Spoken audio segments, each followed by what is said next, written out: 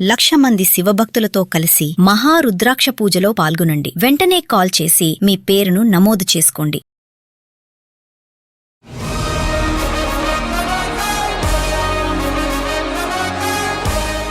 First భార్యకి కొడుకులు లేరని ఇంకో ఆమెను చేసుకున్నా. మగపిల్లలు ఏదో ఉద్ధరిస్తారని మీ ఫీలింగ్ అన్న ఊరుకుందా? మీరు వేరే పెళ్లి చేసుకుంటే ఫస్ట్ వైఫ్ ఇక ఊరుకుంది, ఇక ఊరుకోకపోతే గతి లేక ఊరుకుంది. రెండో ఆవిడకి ఎంతమంది పిల్లలు? ఒక కొడుకో బిడ్డ. మీరు అనుకున్నది సక్సెస్ అయింది. చేసినాక ఇప్పుడు మా పెద్ద భార్య పెద్ద గొడవ పెడుతుంది, ఈ ఇంట్లోకి వెళ్ళిపోయి ఇడికి రాకని. చేసుకున్న వాళ్ళకి చేసుకున్నంత అంటారు.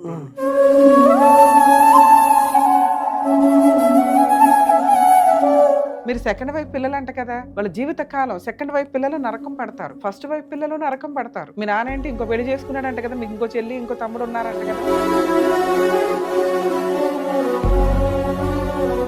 వాళ్ళ కష్టాలు దేకిందే లేదు, ఎవరు అనుభవించారు. వాళ్ళు 30 ఏళ్ళు పడింది, మీరు ఒక 3 సంవత్సరాలు పడరా? మీ కూతురు ఎందుకు మిమ్మల్ని ఇష్టపడట్లా? ఇప్పుడు కాదు, చిన్నప్పటి నుంచి కూడా డాడీ అని విలువదు.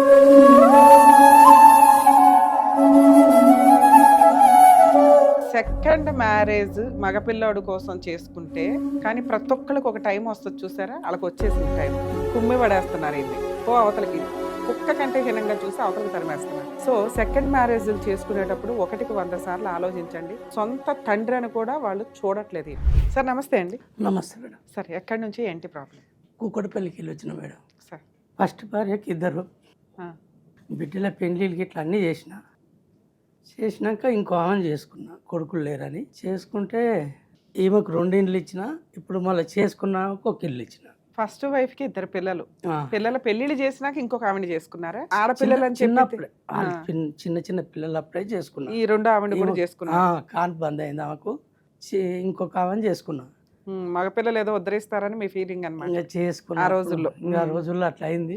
మరి ఇప్పుడు ఊరుకుందా? మీరు వేరే పెళ్లి చేసుకుంటే ఫస్ట్ వైఫ్ ఇక ఊరుకుంది, ఇక ఊరుకోకపోతే గతి లేక ఊరుకుంది. ఇక గతి లేకను ఇక పెద్ద మనుషులు చెప్పిర్రు, ఏదో అయింది అయిపోయిందని, ఇక్కడ 2 ఇండ్లు నువ్వు తీసుకో, అక్కడ ఈ ఒక్క ఇల్లు ఆమెకి ఇచ్చేసే అని చెప్పిర్రు. చెప్తే సరే అని ఈమెకు ఈ ఇల్లు ఆమెకు ఆ ఇల్లు అని, ఈమె ఆడికి వచ్చి గొడవ పెట్టొద్దు, ఆమె ఈడికి వచ్చి గొడవ పెట్టొద్దు అని వాళ్ళకి చేసిన. రెండో ఆవిడకి ఎంతమంది పిల్లలు? ఒక కొడుకో బిడ్డ. మీరు అనుకున్నది సక్సెస్ అయింది. కొడుకు బిడ్డ అయితే ఆమె అక్కడనే ఉంది, ఇక్కడనే ఉంది. ఇక ఈమె ఏం పని చేస్తారు? ఇంత 4 పిల్లల్ని 2 భార్యల్ని పోషించి ఇటాచి మిషన్ హౌస్. మా నాయన నుండి ఏదో మగ పిల్లగాడు కావాలంటే చేసుకోమంటే తప్పై చేసుకున్నా. ఈ పాపంలో భాగం మీ నాన్నకు కూడానా? ఇంకా అయితే చేసుకున్నా, ఆమెకు అది ఇచ్చిన, ఈమెకి ఇది ఇచ్చిన. మంచిగానే ఇక అక్కడిక్కడ వచ్చిపోతున్నా, అక్కడ బాగానే బతికినాం అందరం. అయితే మొన్న 10వ నెలలో చిన్న ఆమె చచ్చిపోయింది. చచ్చిపోయే వరకల్లా తల్లి ఉన్నది. తల్లి ఏం చేసిందంటే ఆ ఇల్లు కాగితాలు అవన్నీ దాచిపెట్టింది. ఎందుకు? కొడుకు కూతురు ఉన్నారు, మనవడ మనవరాలు వాళ్ళు ఉన్నా కానీ అవి దాచిపెట్టింది. ఎందుకు దాచిపెట్టి పిల్లగాని 15 రోజులు స్కూల్ పోకుండా ఎక్కడెక్కడనో తిప్పుకొచ్చింది. ఈ పిల్లల వయసు ఎంత అండి? వీళ్ళ పిల్లలు ఇప్పుడు చిన్న ఆయన 13 ఏళ్ళు పిల్లగాడు, 24 ఏళ్ళు పిల్ల. జాబ్ చేసి తెలివితేటలు సాఫ్ట్వేర్ జాబ్ చేస్తుంది. పెద్ద ఆవిడ పిల్లలు ఆడపిల్లలు 2కి పెళ్లిళ్ళు అయిపోయినాయి. రెండో ఆవిడ పిల్లలు చిన్న పిల్లలు కాబట్టి ఇంకా అవ్వాల. అయితే వాళ్ళు అక్కడ ఉన్నారు, వీళ్ళు ఇక్కడ ఉన్నారు. కాదు సార్, ఇప్పుడు చిన్న పెద్దవాడికి 2 ఆడపిల్లలు కాబట్టి మీ నాన్న ఊర్లో వాళ్ళు ఏదో మీ ఆలోచన కలిపి రెండో ఆవిడ చేసుకున్నారు. రెండో ఆవిడకి 24 ఏళ్ల కూతురు, అంటే 25 ఏళ్ళు 26 ఏళ్ల క్రితం మీకు పరిచయం అనుకుందాం పెళ్లి.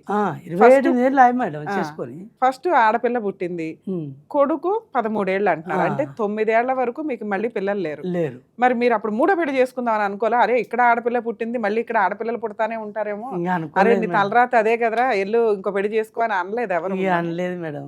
ఫోన్లు అప్పటికి మంచోళ్ళు అయిపోయారు అందరూ. ఆలోచన అదృష్టం కొద్దీ మీకు కొడుకు 4వ పిల్లాడి కింద కొడుకు అయితే పుట్టాడు. అయితే ఇప్పుడు అక్కడిక్కడ ఉన్నాక పిల్లల పెళ్లి కానీ బాగు కానీ ఇక్కడ అక్కడ చూసుకున్నాక తర్వాత ఆమె 10వ నెలలో చచ్చిపోయింది, 24వ తారీఖు. చచ్చిపోయినాక ఇంకా ఈమె కాగితాలు ఈమె దగ్గరే ఉన్నాయి. వీళ్ళు 2 బిడ్డలు 2 అల్లుళ్ళు అంతా ఇక మా ఇంట్లోనే నేను సంపాదించిన దాంట్లోనే. ఎందుకు అల్లుళ్ళు కూడా ఇక్కడ ఎల్లరేకం? ఇల్లరికం అంటే ఇక అట్లా చేసిందనే నాకు కోపం వచ్చి అందరు ఇంటి నిండా మంది అని అటు పక్కకి వెళ్ళిపోయి వచ్చేది సో చూస్తూ ఆవిడ కక్ష ఏదైతే ఉందో ఫస్ట్ వైఫ్ ది పిల్లల పెళ్లిళ్ళు అయినాక తీర్చుకుందనమాట మీ మీద. ఎందుకంటే కొడుకు అల్లుళ్ళు ఇంట్లో పెట్టుకుంది, ఇది భర్తకి నచ్చదు. నాకు నచ్చని పని ఆయన 30 ఏళ్ళ నుంచి చేసి చూపించాడు కాబట్టి ఇప్పుడు నుంచి ఈయనకి సినిమా చూపిస్తాను. ఇక ఇప్పుడు పెట్టుకున్న పిల్లలు, వాళ్ళ భర్తలు, వాళ్ళ పిల్లలు అందరూ ఆ 2 ఏళ్లలో ఆక్యుపై చేసుకున్నారు. వాళ్ళు ఉండగా కూడా 35,000 కిరాయిలు వస్తాయి మేడం. ఓకే, ఈమెకు పెద్దామకు బాగా సెట్ చేశారు, ఉన్నంతలో సెట్ చేసి పెట్టారు. చిన్నామకు 65,000 దాకా వస్తాయి చిన్నామకు. అయితే స్కూల్ మీరేం దాచుకున్నారు ప్రాపర్టీలు? నాది ఏం లేదు మేడం, ఇప్పుడు అదే నా పరిస్థితి. ఇప్పుడు వాళ్ళు రాణిస్తలేరు. కాదండి, వీళ్ళకి 2 కొన్నారు, ఆవిడకి 1 కొన్నారు, మీరు 1 కొని పెట్టుకోవాలి కదా. వీళ్ళు ఎప్పుడన్నా ముంచుతారు నన్ను అని నేను ఆలోచన నాకు రాలేదు. నిజం మేడం రాలేదు. ఎంత తెలివితేటలు వచ్చినాయి. నేను ఒక ప్రాపర్టీ సేఫ్ సైడ్ లో ఉంచుకోవాలి అని మీకు అనిపించలేదు. తెలంగాణ పొందాక పని చేసడమే తెలుసు కానీ ఈ పైసలు తెచ్చడం, మా పెద్ద భార్య ఉన్న సేపు ఆమెకి ఇచ్చిన, చిన్న భార్య ఉన్న సేపు ఇచ్చిన. పాపం ఆమె ఏం చేసిందంటే ఇప్పుడు ఈడ 2 ఫ్లోర్ల బిల్డింగ్ ఉంటే మళ్ళీ 2 ఫ్లోర్లు పెంట్ హౌస్ చేసింది ఈడ కుక్కటపల్లె. మళ్ళా ఊర్లో ఇల్లు కట్టింది చౌటుపల్ల. ఇక ఆడ కూడా ఇల్లు కట్టి ఈడ ఇల్లు కట్టి కష్టం చేసినవి పిల్లగానికే అయితే అన్నట్టుగా ఇక మేము కూడా ఈ మిషన్ కూడా అమ్మి మొత్తం ఇండ్లకి పెట్టిన. అమ్మారు, మీ ఇన్కమే మిషన్ కదా. పనులు నడుస్తలేవు మేడం. ఇప్పుడు 5-6 ఏళ్ళ నుంచి పనులు అస్సలు నడుస్తలేవు. ఈ సెల్లార్లు ఇట్లా నడవపోయే వరకల్లా తీసేసిన మిషన్ కూడా పాత. 6 సంవత్సరాల నుంచి ఏం చేస్తున్నారు? ఈ 6 సంవత్సరాల నుంచి చిల్లర ఏదైనా దొరికినప్పుడు చేస్తున్నా, లేకపోతే ఇంటికాడనే ఉంటున్నా. రెంట్లో వస్తాయి కదా, ఎవరొకరు తిండి పెట్టపోతారా ఆ ఇల్లు ఈ ఇల్లు అన్నట్టుగా అయిపోయింది మేడం. అట్లే చేసినాక ఇప్పుడు మా పెద్ద భార్య పెద్ద గొడవ పెడుతుంది, ఈ ఇంట్లోకి వెళ్ళిపోయి ఇడికి రాకని. మొన్న ఇట్లా లొల్లి పెడితే మా చిన్న బామ్మడిని, మా పెద్ద భార్య వాళ్ళ అన్నదమ్ముల కొడుకులను ఇట్లా అందరూ పిలిపించి, మరి ఏంది ఆమె చచ్చిపోయింది, నాకు ఆడ అన్నం వండి పెడుతూ లేరు, నేను ఇట్లా అయిపోయినా అని అంటే మా బామ్మడికి ఇట్లా ఉండి, సరే మరి ఆమె చచ్చిపోయింది వచ్చిండు ఏమంటావు, ఇప్పుడు ఆయన సంపాదించిన ఆస్తి కదా, ఆయన చచ్చిపోయినాక మీరే తీసుకోరి. ఆయన బామ్మడిది అంటే ఎవరు? మా పెద్ద భార్య వల్ల తమ్ముడే సొంతం. ఇంకా వాడు వచ్చి చెప్పిండు, నెలకు 5-6 వేలు ఇయ్యి, ఆయన బట్టలు పిండి ఇయ్యి, అన్నీ చూసుకోరి మీరే, ఆయన ఇన్నన్ను ఉండని అన్నన్ను ఉండని కానీ అని చెప్పిండు. ఎందుకు ఇక్కడ కూతురు కొడుకున్నారు కదా, ఈ ఇంట్లో ఉండి లీడర్షిప్ చేయొచ్చు కదా. చేద్దామంటే ముసలి దుషారయ్యి ఆ కాగితాలు దాచిపెట్టింది. సరే, కాగితాలు దాస్తుందండి. సడన్ గా ఎందుకు విలన్స్ అయిపోయారు ఇక్కడ? అంటే ఫస్ట్ నుంచి విలన్స్. ఎందుకంటే ఫస్ట్ భార్యకి వాళ్ళ పిల్లలకి అన్యాయం జరిగిందని వాళ్ళ ఫీలింగ్. సొంత తండ్రి ఎప్పుడు సొంతం వాళ్ళకే, పంచుకోవడానికి కుదరదు ఎవరికి కూడా. సరే, మీరు పంపకాలు చేశారు మీ ఆలోచనల్ని, మీ సంపాదనని, మిమ్మల్ని ఆలోచన. ఇక్కడ ఒకటి చిన్నపిల్లాడు, ఇంకొకటి జాబ్ చేస్తున్న కూతురు. వీళ్ళకి మీ అవసరం ఉంది కదా. అవసరం లేదంటారు మేడం. వాళ్ళ అమ్మమ్మ మాట తీసేయకుండా స్కూల్కి వెళ్ళి కూడా రోజు పోళ్ళు, మీ భార్య చచ్చిపోయి నుంచి చెప్తే ఇంటలేడు, చదువుతలేడు, ఏం చేయాలి సార్ మేము అని వాళ్ళు. అది ఎందుకంటే 20 రోజులు తిప్పుకొచ్చింది. ఈ స్కూల్ చాలా అయినాక 20 రోజులు ఎటు పోయిందో స్విచ్ ఆఫ్ చేసుకుంది వాళ్ళ అమ్మమ్మ. ఆమె తీసుకుపోయి 15 రోజులు కాదండి. మీ ఇల్లు, మీ ఇంట్లో బీరువా, లీడర్షిప్, తాళం మీ దగ్గర ఉంటాయి కదా. మీ ఆవిడ ఎలా చనిపోయారు? హార్ట్ అటాక్ వచ్చింది మేడం. హార్ట్ అటాక్ ముందు వరకు మీ ఇద్దరు అన్యోన్యంగానే ఉన్నారా? నేను ఇక్కడ ఉన్న ఊర్లో చచ్చిపోయింది. వాళ్ళ అన్న కొడుకు పూల పనులకు కనిపోయింది, వెళ్ళింది. అంటే ఇంట్లో మీ ఇల్లు, మీ బీరువా, మీ తాళాలు, మీ పేపర్లు వాళ్ళమ్మ వచ్చి ఎప్పుడు తీసుకుంటది? మీ అమ్మ ఈయనే ఉంటుంది మేడం. ఒక్కతే బిడ్డ కాబట్టి సరే ఇక ఆమె ఆడ ఊళ్ళో ఎందుకు ఉంచేది, ఈయనే ఉండని అని అలా బిడ్డే పెట్టింది. అట్లా అయినా మీ ఇల్లు మీరు తాళం వేసుకుని ఉంటారు కదా సార్, లోపల బెడ్రూమ్లు కానీ తాళాలు కానీ. ఆవిడ లీడర్షిప్ లోకి ఎట్లా వెళ్ళిపోయినాయి డాక్యుమెంట్లు అన్ని? ఎట్లా అంటే నేను ఇంత సరే, అట్లా అయినా మీరు ఆవిడతో కలిసి ఉన్నారు కదా, మరి ఆవిడ వంట చేస్తుంది, మీ అమ్మాయి వంట చేస్తుంది, మీ అబ్బాయి మీరు ఉండొచ్చు కదా ఆ ఇంట్లో. ఎందుకు తరిమేశారు మిమ్మల్ని? ఉండొచ్చు కానీ అసలు ఇంట్లో వద్దంటే వద్దు, నా బిడ్డ కూడా వద్దంటే వద్దు. ఎందుకు వద్దంటున్నారు సడన్ గా? వీళ్ళు వద్దంటే రీజన్ ఉంది. సెకండ్ భార్య పిల్లలు ఎందుకు వాళ్ళు వద్దంటారు, ఎందుకు అనేది నాకు అర్థం కాక. సరే, ఇక్కడైతే మీ బామ్మర్ది వచ్చి చెప్పాడు, అక్కడ ఎవరికి చెప్పడానికి? అక్కడ ముసల్దాని బావకు బిడ్డలు, కొడుకులు, కోడన్లు 100 మంది చెప్పినా నాకేం తెలియదు అని కూర్చుంటుంది. నాకేం తెలియదు, వాళ్ళ పిల్లలు ఇష్టం, వాళ్ళ ఇష్టం అంతే. కరెక్టేగా అంటుంది కానీ పిల్లలేమో నేను ఒక్క మాట బిడ్డ మాట్లాడేది, కొడుకు మాట్లాడాడు.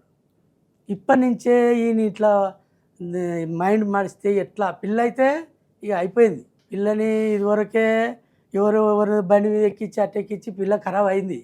ఇప్పుడు పోరడు కూడా ఖరాబ్ అవుతట్టుంది మేడం. దాని గురించి నాకు బాధ. చేసుకున్న వాళ్ళకి చేసుకున్నంత అంటారు ఆ, దీన్ని. అదే అంటే ఇప్పుడు మీరు ఈ స్టేజ్లో ఉన్నాక మేము అనటం కరెక్ట్ కాదు, కానీ ఉమ్, లీగల్ ప్రొసీడింగ్స్లో మీకు అర్థమవుతున్నాయి కదా. ఉమ్, సెకండ్ మ్యారేజ్ మగపిల్లాడు కోసం చేసుకుంటే ఫస్ట్ వైఫ్ పిల్లలు చాలా తక్కువ సందర్భాల్లో, వీళ్ళు పూర్వకాలం వాళ్ళు 30 ఏళ్ల క్రితం స్టోరీ కాబట్టి ఉమ్, సొసైటీ కోసమో ఆడపిల్లల కోసమో ఆవిడ సర్దుకుంది. ఉమ్, కానీ ప్రతి ఒక్కరికి ఒక టైం వస్తుంది చూసారా, వాళ్ళకి వచ్చేసింది టైం. ఉమ్. కుమ్మి పడేస్తున్నారు ఈయన్ని. పో అవతలకి, కుక్క కంటే హీనంగా చూసి అవతలకి తరిమేస్తున్నారు. సో సెకండ్ మ్యారేజ్లు చేసుకునేటప్పుడు 1కి 100 సార్లు ఆలోచించండి. ఫస్ట్ వైఫ్ పిల్లలు ఎంత కక్ష కడతారు అని. సొంత తండ్రి అని కూడా వాళ్ళు చూడట్లేదు ఈయన. ఇక సెకండ్ వైఫ్ విషయానికి వస్తే వీళ్ళు ఎప్పుడు ఇన్సెక్యూర్డ్గానే ఉంటారు. ఎందుకంటే ఈయన ఎప్పుడైనా సొంత భార్య దగ్గరికి వెళ్ళిపోతాడు, సొంత భార్య పిల్లల దగ్గరికి వెళ్ళిపోతాడు.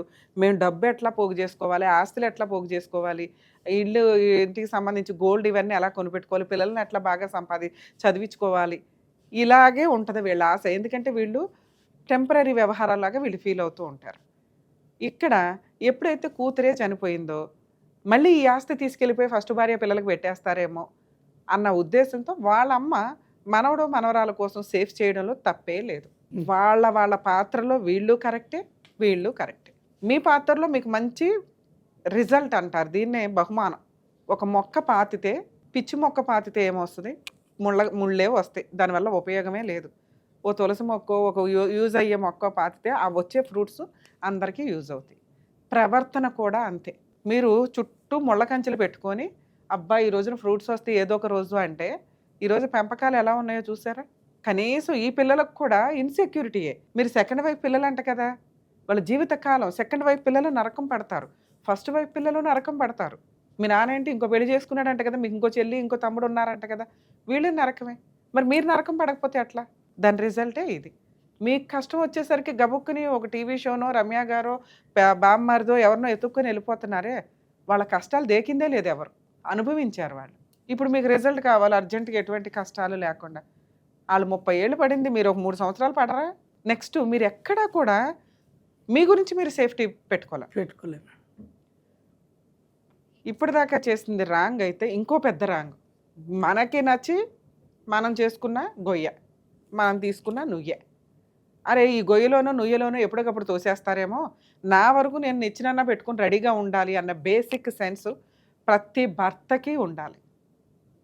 ఈయన సంపాదించిన జీవితకాలం సంపాదన తీసుకెళ్ళి నా కుటుంబాలు, నా భార్యలు, నా పిల్లలు, వాళ్ళ పెళ్ళిళ్ళు, వాళ్ళ చదువులు అంటూ వాళ్ళకి రూపాయికి 10 రూపాయలు వడ్డీ రావడం ఎట్లా, రెంట్ రావడం ఎట్లా అని కూర్చొని తినేలాగా సెట్ చేసి ఈయన కనీసం ఉండడానికి నీడ లేదు, తినటానికి తిండికి ఒక రూపాయి లేదు, ఆ స్టేజ్కి తెచ్చుకున్నారు.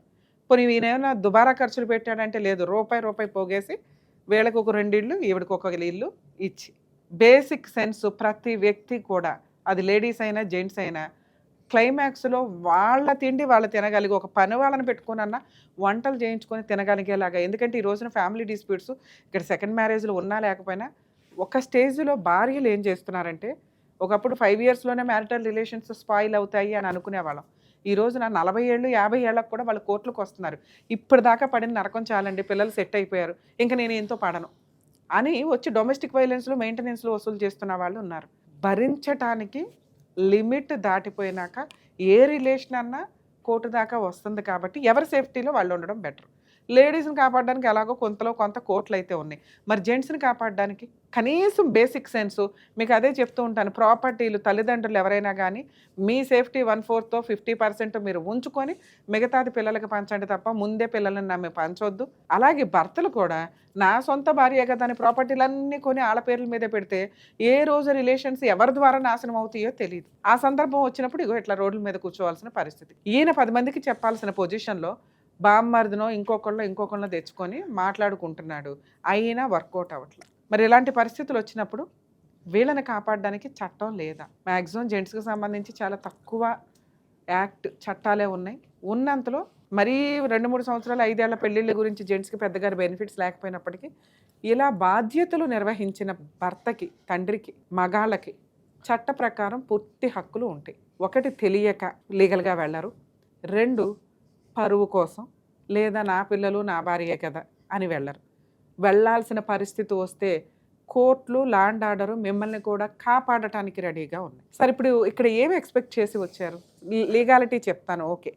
లీగాలిటీ కంటే ముందు మీరు ఏదో ఎక్స్పెక్ట్ చేసే వస్తారుగా ఇక్కడికి. అంటే నేను వాళ్ళతో మాట్లాడాలా, లేకపోతే కేసులు వేయించాలా, లేకపోతే మీకు ఏం రైట్స్ ఉన్నాయో చెప్పమంటారా? ఇప్పుడు వాళ్ళైతే ఈయన పొజిషన్ లేరు మేడం. ఎవరు? రెండో వాళ్ళు. చిన్న వాళ్ళ అమ్మమ్మ మొత్తం నేర్పుతుంది, చెప్పడా కూడా కూర్చుంటుంది. వాళ్ళ పెళ్ళిళ్ళకి తండ్రి అవసరం లేదా? వాళ్ళకి ఇప్పుడు అవసరం లేనట్టే మాట్లాడుతున్నారు. ఎంతకాలం అయింది మీ వైఫ్ చనిపోయి, సెకండ్ వైఫ్ చనిపోయి? 10 నెలల మేడం. ఇంకా సంవత్సరం కాదు. అవలా సంవత్సరం కాకముందే పిల్లలు ఎక్కడెక్కడనో తీసుకుపోయింది, సూట్ కేసుల బట్టలు పంపి ఎక్కడే మనవరాల్ని ఎక్కడ. సార్, ఫస్ట్ వైఫ్ వాళ్ళతో మాట్లాడడం కంటే సెకండ్ వైఫ్ పిల్లలకి మీ అవసరం ఉంది. తండ్రిగా మీ బాధ్యత వాళ్ళ పెళ్ళిళ్ళ వరకు, పిల్లాడు ఎలా పెరుగుతున్నాడు, మనవరాలు ఎలా, అదే మీ కూతురు ఎట్లా ఏంటి అని చూసుకోవడం అనేది బాధ్యత. అమ్మమ్మ అనే క్యారెక్టర్ మీ అత్తగారు ఎవరైతే ఉందో, ఇంతకాలం 30 ఏళ్ళ నుంచి మీ ఇంట్లోనే ఉన్నా కూడా కనీసం అల్లుడు అంటే ఎందుకు రెస్పెక్ట్ లేదో, మీ మధ్య ఎందుకు రిలేషన్ డ్యామేజ్ అయిందో అర్థం కాల. అంటే మీరు ఎప్పుడు తన్నుకుంటూ ఉండేవాళ్ళ? మరి అంత అన్యోన్యంగా ఉన్నప్పుడు అరే సొంత భార్య పిల్లల్ని పక్కన పెట్టేసి అల్లుడు నా కూతుర్ని, నా పిల్లల్ని, మా మనవాడిని మనవరాల్ని బాగా చూసుకున్నాడు, సరే బాబు మన మీద ఉందా, ఇక్కడ మీకు ఏం చేసేది ఏమి లేదు, ఆస్తి వెనక్కి ఇవ్వడం లేదు, తిండి పెట్టడం, వండనివ్వడం, అంతే. ఈ రెండు ఎందుకు వాళ్ళు డినై చేస్తున్నారు?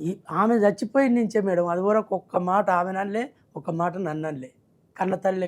మీ కూతురు ఎందుకు మిమ్మల్ని ఇష్టపడట్లా? ఇక కూతురు అంటే అమ్మమ్మ చెప్పింది, ఆవకాయ బద్ద చెప్పింది ఇవి కాదండి, ఆవిడ మిమ్మల్ని ఇష్టపడకపోవడానికి రీజన్ ఏంటి? ఏమున్నా మేడం, ఇప్పుడు కాదు, చిన్నప్పటి నుంచి కూడా డాడీ అని పిలవదు, వాళ్ళ అమ్మ ఉన్నప్పటి నుంచి కూడా. మరి అలా మీ ఆవిడ ఏం చెప్పలేదా? ఆమె చెప్తే మంచిగా, ఆమె చెప్పకనే ఆమె అంతలో ఆమె పెట్టుకొని దిమాగ్ అంతా ఖరాబ్ చేసుకొని అటాక్ వచ్చి అటు చచ్చిపోయింది. ఆమె గురించే చచ్చిపోయింది సార్ మేడం. సో మిమ్మల్ని సొంత తండ్రి అని స్టార్టింగ్ నుంచి ఊహ తెలిసినప్పటి నుంచి మీ అమ్మాయి మిమ్మల్ని యాక్సెప్ట్ చేయలేదు. డాడీ అనదు, ఏమనదు. ఏమున్నా మా భార్యతో మాట్లాడితే అంతే. ఆమె జాబ్కి పోవడం వచ్చడం గుర్తు అంతే. జాబ్ ఇవన్నీ ఇప్పుడు సార్, చిన్నప్పుడైతే మీ చంకే ఎక్కాలి, మీతో పాటు స్కూల్కి వెళ్ళాలి, ఇవన్నీ చెయ్యాలి కదా. తిప్పినా మరి డాడీ అని ఎందుకు? ఆమెకు ఊహ వచ్చిన నుంచి సరిగా మాట్లాడతలేదు. ఊహ ఎప్పుడు వస్తుంది? 6 ఏళ్ళకి 7 ఏళ్ళకే వస్తుందిగా. అప్పుడు మంచిగా మాట్లాడింది, మ్యాచ్డ్ అయిన నుంచి 10-15 ఏళ్ల నుంచి మాట్లాడడం తగ్గించేసింది. ఆవిడకి తెలిసింది ఈయన నా సొంత తండ్రి కాదు, మా అమ్మని సెకండ్ మ్యారేజ్ చేసుకున్నాడు, అది మగపిల్లాడి కోసం, ఆల్రెడీ మగపిల్లాడు పుట్టాడు, ఈయనకి ఆడపిల్లలు అంటే వేస్ట్ ఈయన దృష్టిలో అనే ఒక కక్ష అయితే పెట్టుకుంది ఆ పిల్ల. ఇక ఏమో మాట్లాడలేదు, చేయలేదు. ఇప్పటికీ నా కొడుకు కూడా ఇప్పుడు వాడు ఈ స్కూల్లో మంచి పాస్ట్ ఉండే, అసోటిది రోజు ఫోన్ చేస్తారు, చెప్తింటలేడు, ఏం చేయాలి, ఎట్లా చేయాలని. సార్, ఈ ఫ్యామిలీతో మాట్లాడినా మాకేమీ సంబంధం లేదండి అని ఒకరికొకరు తప్పించుకుంటారు. ఫస్ట్ వైఫ్ పిల్లలతో మాట్లాడినా మీరు ఇక్కడ అక్కడ 2 చోట్ల ఉండేవాళ్ళ?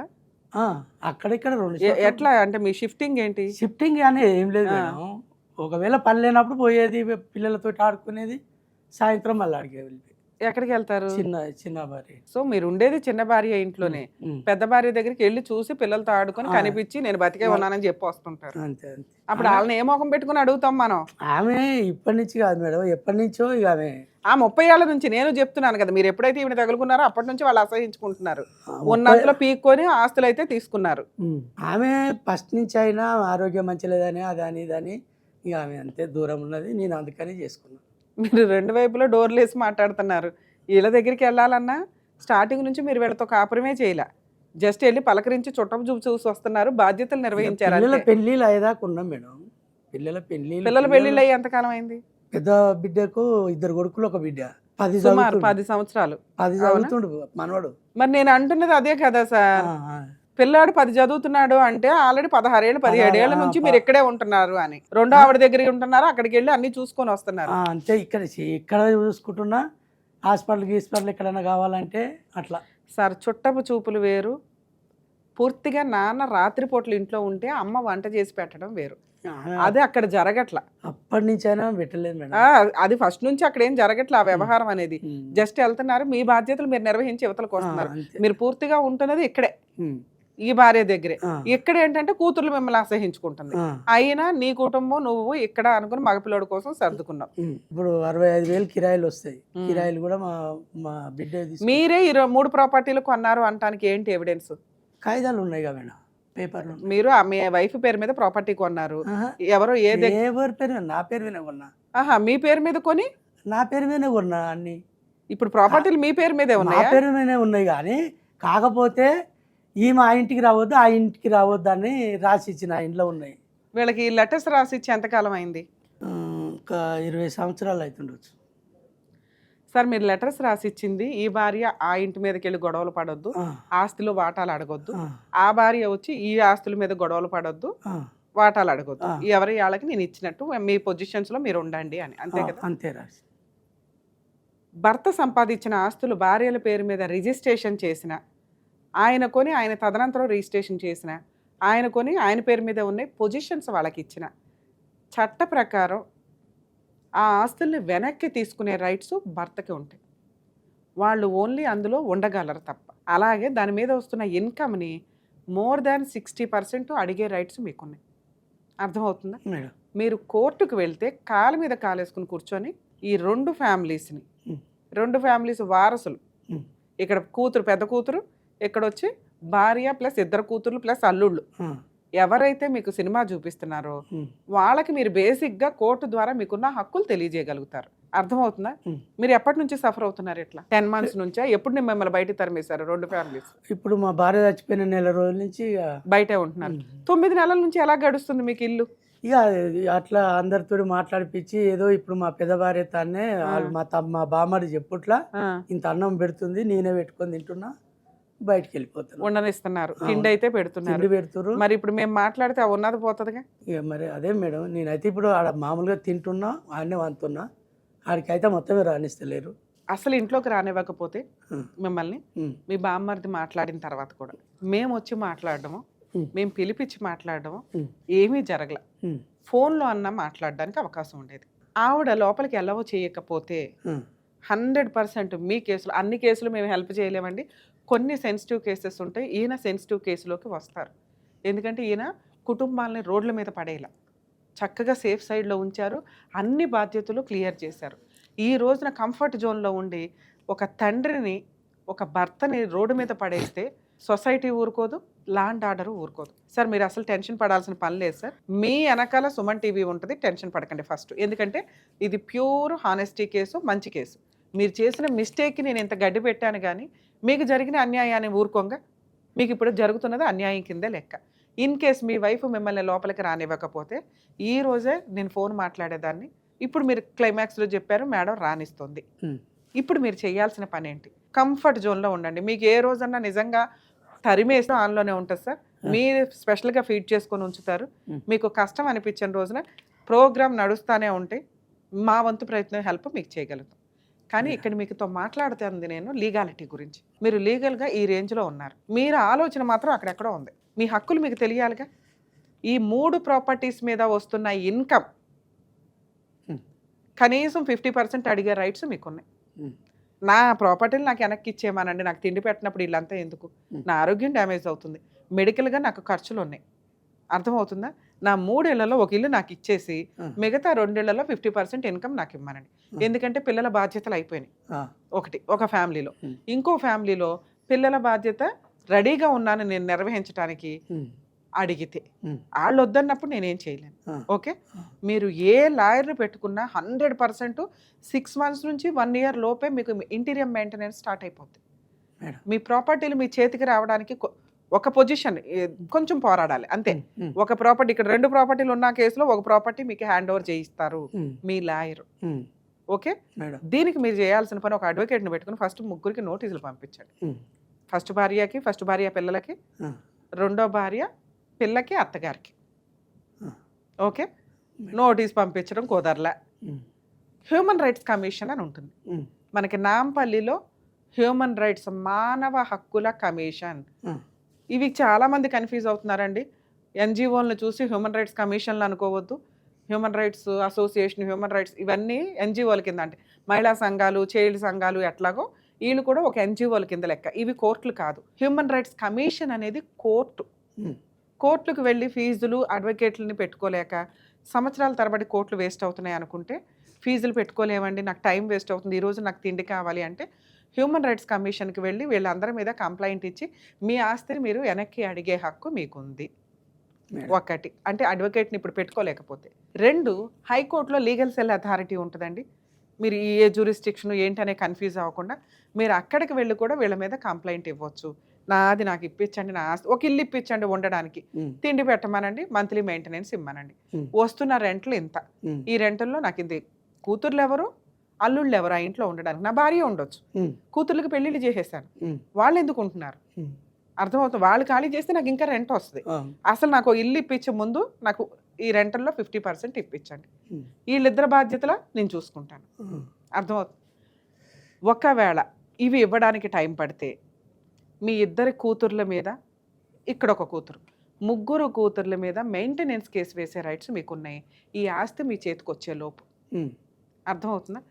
సంపాదిస్తున్నా సంపాదించకపోయినా మీ ఆస్తులు ఎవరు తీసుకుంటారు? వీళ్ళ ముగ్గురు వీళ్ళ నలుగురే తీసుకుంటారు.